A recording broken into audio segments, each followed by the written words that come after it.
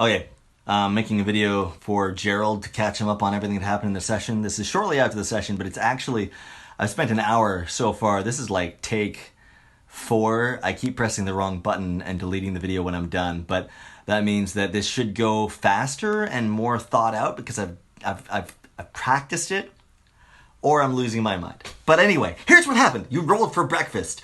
You got a 3. Next thing that happened, there was a duel between Bonapal, Cyril's character, and this dwarven noble named Gloucester.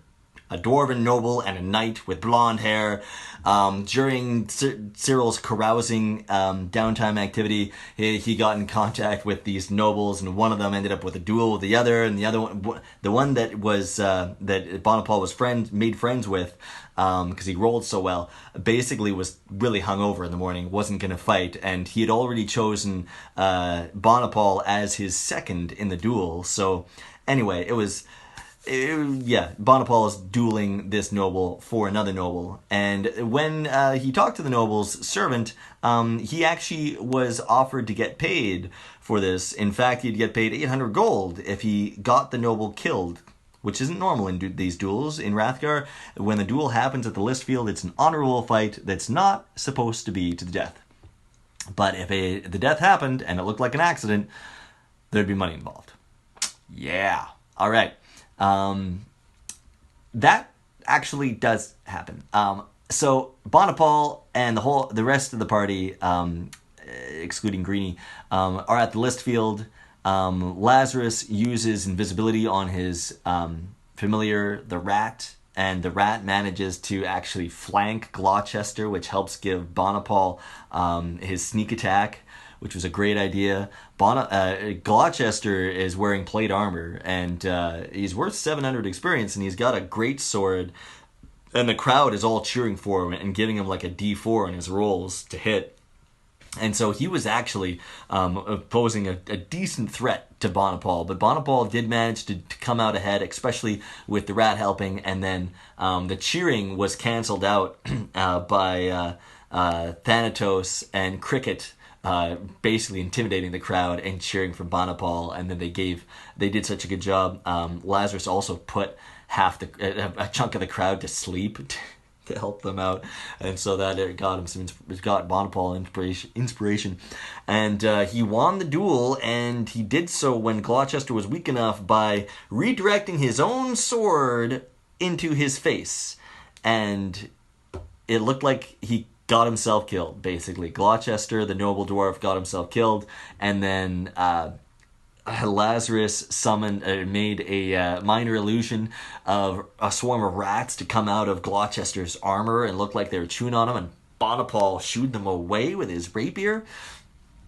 And, well, it was an illusion, so it looked like he shooed them away.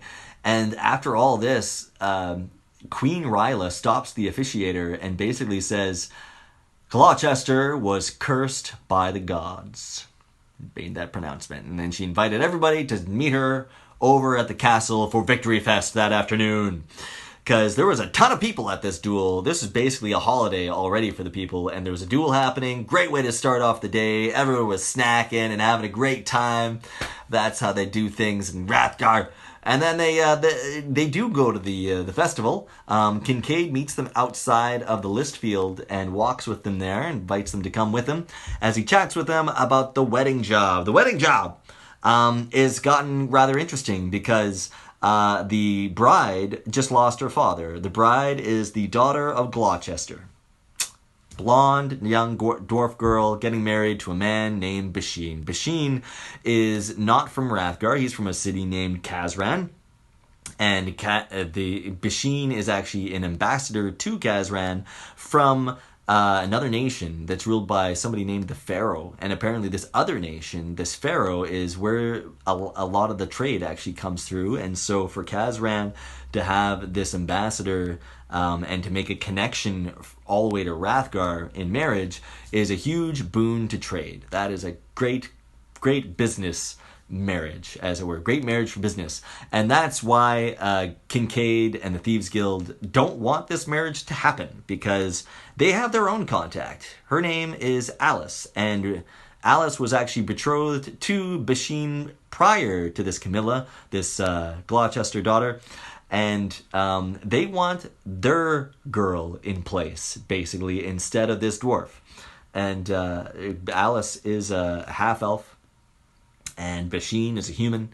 And so they want them to be wed instead of these two, instead of Camilla. And so Camilla's having a really bad day. Probably, altogether. But anyway, the wedding is happening in about 3 days. If the party manages to actually disrupt the wedding during this ceremony, something they'll be able to take advantage of is the fact that there's going to be a lot of noble people there, and they're going to bring gifts. And if the ceremony happens, all those gifts will be brought to that ceremony. So if you make the right moves, you can stop Basheen and Camilla from getting married and make a profit from the ceremony. If you catch my drift. I mean, someone should make a profit. Otherwise, it'd just be rude. Now, it's in 3 days. The ceremony is invitation only. Very pish-posh. And, the wedding officiant is a holy gnome from Rathgar. Just to try to, make as much friends there. They're making the officiant from Rathgar. It's a holy gnome, a priest of Gaius. And it just so happens that Bonaparte actually has met a priest from Gaius before, a holy gnome, so it might be the same guy. Might have a contact there already. Speaking of contacts, you know Captain Mumford, the guy that you helped get a ship, and he will be your transport to the port city of Kazran when you need it. So there you go. Meanwhile, the festival is going on, and there's people eating fried fish on a stick. There's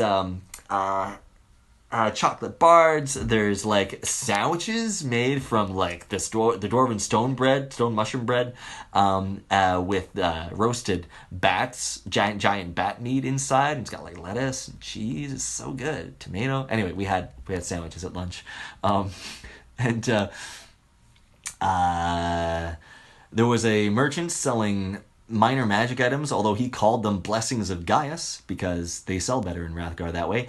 And Cricket bought herself a staff that makes bird calls, and a raven came and landed on top of it. Something else that somebody noticed before that was there's these crows and blackbirds circling overhead and swooping down and kind of drawing people's attention upward. And there was this large lightning bird flying up amongst the phoenixes up in the sky, the dome up above.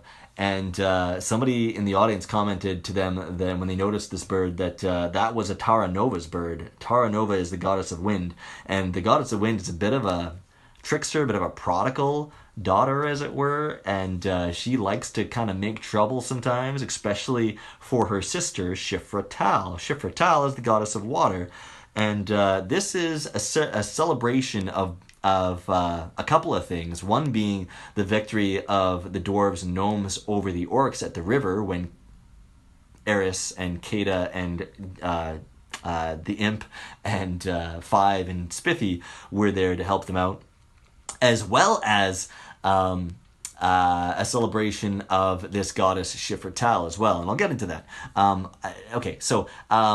In the meanwhile, Lazarus turned himself invisible this time, and he went inside the servants' quarters, and while speaking to them while invisible, basically inspired them as though he's some sort of a powerful figure or a god, and convinced them with his fun role that that was the case, and inspired them to run out. And so close to 60 servants were on the lam, and only a little under 24 got out of the castle walls, and Lazarus was helping them out to get out by stealing a guard's helmet and wearing it and disguising himself with magic to look like a guard and telling the guards, no, the queen told them to do something for her and stuff. And that was a ton of interesting fun.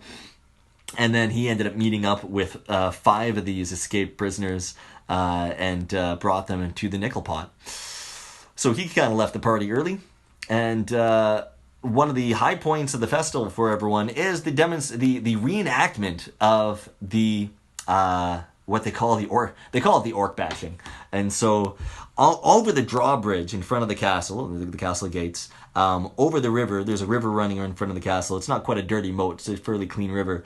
People are gathered around this point, and people are also invited actually onto the top of the castle walls to look down and watch this reenactment.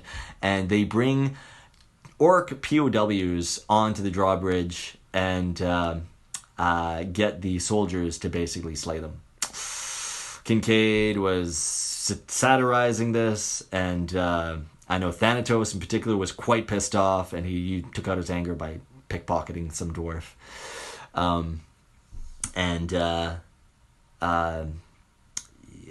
Next up, at the conclusion of that, the Queen then gave a speech from high up above and said, "During that day, our ancestors left our homes, our possessions, our lives behind. But now, we have our walls. We have the Rathgar." People are cheering. "Will we ever leave the great city?" The people say, "No! No! This is our home, and we will never leave. But who can go ahead and leave?" The orcs! "Yeah, get out of here, green skins! Yeah, that's right! That's right!" I don't know if she's Scottish. She doesn't have that accent. We celebrate today because we have victory. Victory because of bravery. Victory because of hot iron and cold order. Do not disturb the peace within these walls, or you will be forced outside. I, your queen, must enforce the laws inside them, or we will lose everything to what's outside. Our gods, Shifratal, Glimion, and Gaius have given us these laws, and they are not wrong. And kind of goes on. Anyway, at one point, Bonapal's mother, a high priestess of Shifratal, the goddess of water, basically takes over the ceremony at the end, and her name is Lenova. She's a Nereid, a dark elf. And she's also Bonapal's mother. And she invites anyone to come down to the river with her and receive the blessing of Shifra. And the first person that comes down is her son, Bonapal. And she looks at him and gives him a cold stare and says, "No, not after what you did to your brother." Bonapal's dejected, walks away. And then Thanatos and Cricket have also gone down. Nothing happens to Thanatos when he lays down in the water, but Cricket disappears. She goes onto the surface of the water and disappears. No one knows where she went. And there's a bunch of people from the crowd that try to do the same thing, but nothing happens to them. They consider it a great honor for Cricket to have done this and gone that way. And there's this little boy, the dwarf boy, standing there holding her chainmail for her, like, "What do I do with this?" And that's pretty much that's kind of where the session ended. Thanatos goes back to the nickel pot, meets up with Lazarus. Bonapal, dejected, goes home. And something else that's been happening to Bonapal is he's using disguised magic to make himself look normal, but there are pieces of him that are going missing. I don't know if they're falling off. I don't know if they're just disappearing. Not sure exactly how it's happening. He doesn't seem to know what it's happening, but he's lost a nose. He's lost an ear. And he actually was wearing a mask that he got when he was carousing at a ball. And he's wearing this masquerade mask at the festival. And when he goes down to his mother, he actually takes it off. And his mother still turns him away. And so he goes home, and his wife sees him and sees what he looks like and gives him a hug and holds him, and they both cry, which I thought was really sweet. Bonapal also takes the teenage slave that he had bought earlier. Her name happens to be Jennifer, this human slave, and he gives her freedom. And he also invites her to stay with him if they want, because Jennifer and Bonapal's wife have become friends. That is the last thing that happened that the characters in the city know about. The character that's no longer in the city, Cricket, also saw some stuff, so the players know about this, so Gerald can obviously know about it as well. Cricket wakes up in the water, still underground, in some sort of a lake, not a river anymore, but at a city that is a port city with this walls that's carved into the rock of a cliffside. There's no land around it, it's just cliff, water, city, walls. towers. There's some minarets on the towers. Behind the city, there are looks like tunnels heading up out of the city behind it, and there's even like bridges that are built across from like wall or tower to tunnel and tower to tower, and there's a port and a dock. Cricket sneaks up to the dock, and she still has a staff that can call birds, and this raven is still on the staff. The raven came with her, and it looks slightly changed, like some sort of interesting electrical stuff on it. And she overhears the merchant talking to a ship captain who basically talking about how well the slave trade's going, and the merchant wishes the captain a good journey back to Rathgar. And there are scores of slaves in chains being loaded onto this big ship behind them. She sneaks in through the gates, and that was pretty much the end of that. So, 15-minute video, that's a long one. There you go. Hopefully it's helpful to somebody.